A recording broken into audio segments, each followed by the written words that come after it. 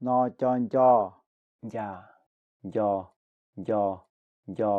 do, tho, đo, do, so, nho, cho, do, po, do, đo, do, dạ, dạy, do, dê, gì, gió, du, dư, cho, gió, đư, thái, dông, dinh, để, đánh, dầu, dành, chơ, nhia,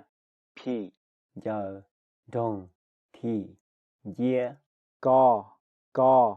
cao, kia, kênh, của, kỳ, cú, sọ, la, ca, gì, chế, lỡ, lu, chế, nhỏ, chi, dạ, kê, nê, mù, giờ, tê, yên, tu, dê, chê, hoa, đinh, lỡ, chay, đã, sau, gì, đu, gì, tê,